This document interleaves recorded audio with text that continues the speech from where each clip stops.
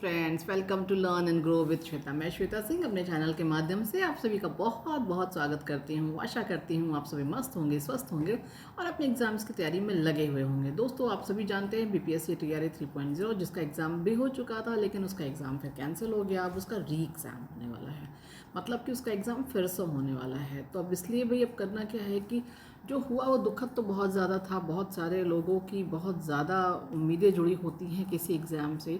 जब भी कोई एग्ज़ाम होता है तो वहाँ पे सिर्फ एग्ज़ाम नहीं होता है, बहुत सारे लोगों के सपने जुड़े होते हैं, क्योंकि किसी किसी का पेपर बहुत अच्छा जाता है और कुछ नकल वाले लोगों की वजह से, नकल माफिया लोगों की वजह से बहुत सारे लोगों का, ये जो नकल माफिया है या जो नकल कराने वाले जो लोग हैं या जो इस काम में शामिल होते हैं, इनका परसेंटेज बहुत कम है, लेकिन प्रभाव पूरे एग्ज़ाम पर पड़ता है, सभी बच्चों के ऊपर पड़ता है, जो बहुत ही नेगेटिव इम्पैक्ट जाता है। लेकिन अब क्या किया जा सकता है, अभी तो फ़िलहाल बस यही है कि भाई अभी आपके सामने जो बीपीएससी टीआरई 3.0 का जो आपका री एग्ज़ाम है, आपको उसकी तैयारी करनी है और अपनी पूरी कोशिश करनी है कि अब आपको यही एग्ज़ाम फाइनल आप दें। अब इसके बाद आपको और एग्ज़ाम देने की ज़रूरत ना पड़े, आप यहीं पर अपना फाइनल सिलेक्शन पा लें। तो चलिए अभी हम लोग आप इसी बात के साथ में अपना आज का वीडियो स्टार्ट करते हैं। आप जानते हैं कि सोलर सिस्टम पर हमने 2 वीडियो ऑलरेडी चैनल पे अपलोड कर रखे हैं, जिसमें कि आज ये सोलर सिस्टम का तीसरा और फाइनल वीडियो है। तो सोलर सिस्टम के आपके पार्ट 1, पार्ट 2 और पार्ट 3 जो है, ये आज का जो वीडियो आपका है वो पार्ट 3 है। मतलब कि आपका सोलर सिस्टम एक टॉपिक पूरी तरह से कंप्लीट हो जाता है। और आप मेरा यकीन मानिए कि अगर आपने इन तीनों वीडियो को देख लिया और इन तीनों वीडियो में जितने भी क्वेश्चंस बताए गए हैं उन सभी को कर लिया, तो आपका कोई भी क्वेश्चन अगर सोलर सिस्टम से आता है तो इससे बाहर नहीं जाएगा। तो चलिए हम आज का अपना वीडियो स्टार्ट करते हैं। आज के हमारे वीडियो का जो सबसे पहला क्वेश्चन है,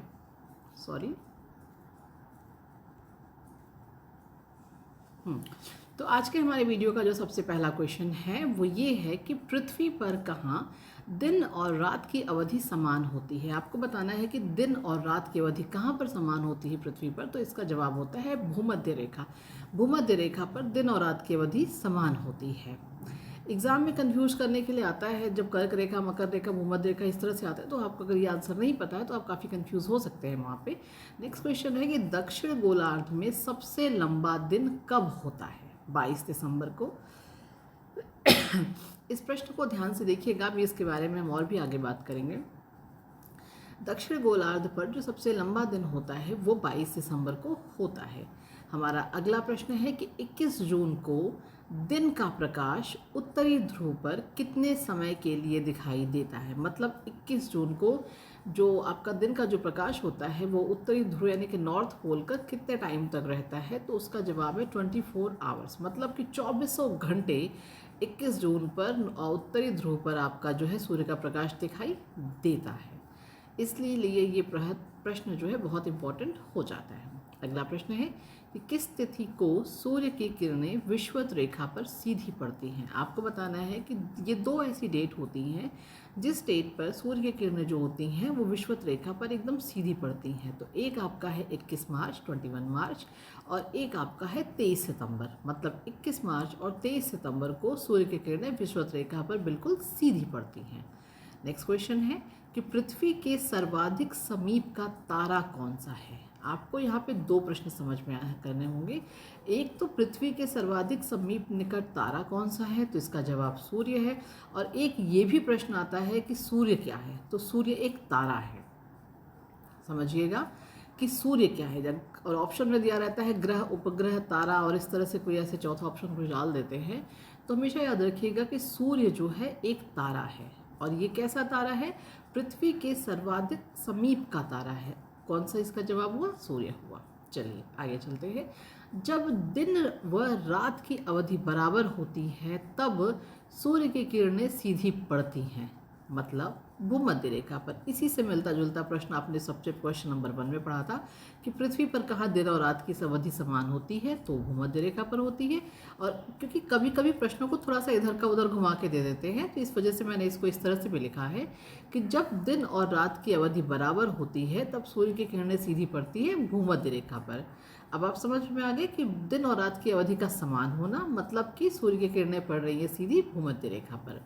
अगला प्रश्न है कि पृथ्वी की परिधि क्या है? तो जो पृथ्वी की परिधि है वो 40,075 किलोमीटर है। ये परिधि की बात हो रही है। परिधि आप जानते हैं, एक आपका परिधि परिमाप आप जानते हैं, तो ये वही वाली परिधि है। और पृथ्वी की जो परिधि है वो 40,075 किलोमीटर है, ये परिधि है। अगला प्रश्न है कि रात की रानी हम किसे कहते हैं? तो रात की रानी जो है वो चंद्रमा को कहते हैं। चंदा मामा को ही हम रात की रानी कहते हैं। अगला है, किस गैस के कारण वरुण ग्रह हरे रंग का दिखाई देता है? तो आपका जो वरुण ग्रह है वो हरे रंग का दिखाई देता है, और इसका जवाब जो है वो मीथेन गैस के कारण वरुण ग्रह जो है हरे रंग का दिखाई देता है। अगला प्रश्न है कि टाइटन किस ग्रह का उपग्रह है? तो टाइटन किस ग्रह का उपग्रह है? टाइटन शनि का उपग्रह है। आगे चलते हैं हमारे अगले पेज पे। तो जो हमारा अगला इसका जो इसी सीक्वेंस में जो हमारा अगला क्वेश्चन है वो ये कहता है कि किस तिथि को उत्तरी गोलार्ध का सबसे छोटा दिन होता है?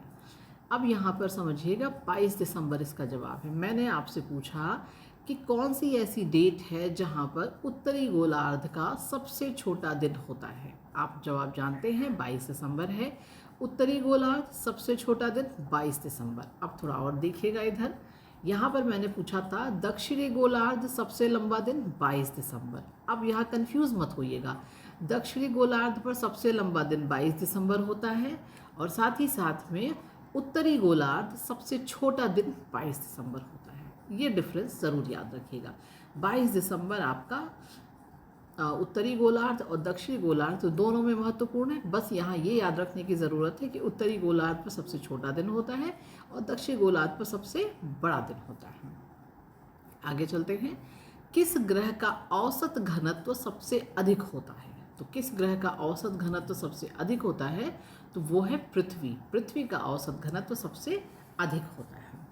अगला प्रश्न है कि ऋतुएं आपकी कैसे होती है? जैसे आप देखते हैं ना हमारे यहाँ पे जो ऋतुएं होती है, भाई सर्दी, आपका ठंडी, गर्मी, जाड़ा, बरसात आपका आता रहता है।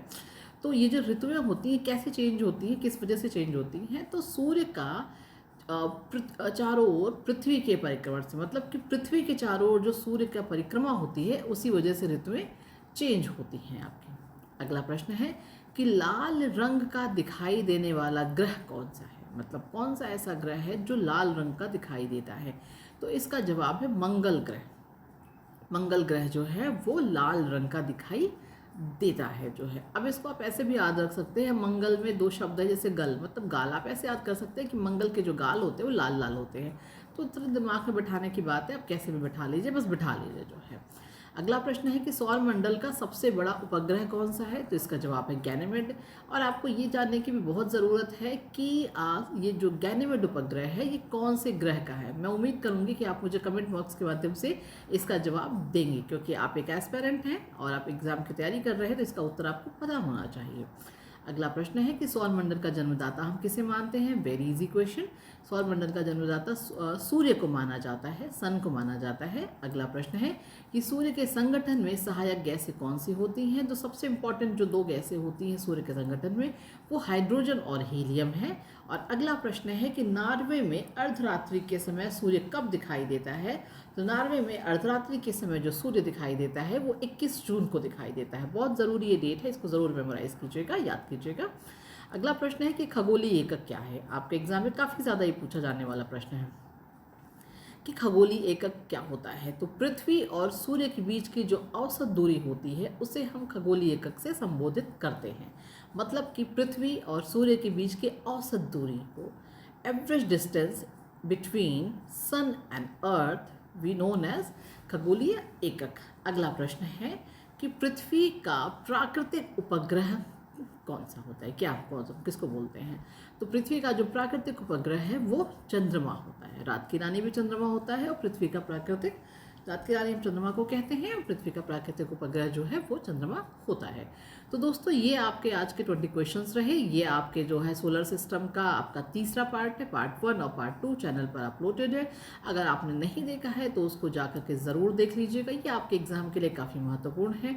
तो चलिए आज के वीडियो में इतना ही। एक छोटी सी सूचना आप लोगों के लिए होती है कि हमारा एक छोटा सा टेलीग्राम परिवार है learn and grow with Shweta के नाम से। हम जो कुछ भी यहाँ पे पढ़ाते हैं वो सब वहाँ पर शेयर करते हैं। अगर आपने उस चैनल को नहीं ज्वाइन किया है तो उसको आप जा करके फ़ौरन ज्वाइन कर लीजिए, और टेलीग्राम चैनल के लिंक वीडियो के डिस्क्रिप्शन बॉक्स में आपको मिल जाती है आसानी से।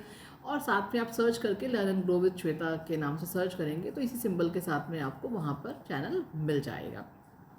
तो चलिए, उम्मीद करती हूँ कि आपको आज का ये वीडियो पसंद आया होगा। बात अगर पसंद आई हो तो वीडियो को लाइक शेयर सब्सक्राइब ज़रूर करिएगा, और अगर आप चैनल पर नए हैं तो बेल आइकन का बटन ज़रूर प्रेस करिएगा। उससे आपको ये सुविधा होती है कि जब भी कोई नया वीडियो मैं अपने चैनल पर अपलोड करती हूँ तो उसकी नोटिफिकेशन आपको फ़ौरन मिल जाती है। तो चलिए, आज के वीडियो में इतना ही। पूरी वीडियो को देखने के लिए बहुत बहुत धन्यवाद। Thanks for watching my video. मिलते हैं किसी और बेहतरीन और आपके लिए बहुत नॉलेजेबल वीडियो में। गुड नाइट, शुभ रात्रि, शब्बा खैर, टेक केयर, बाय बाय।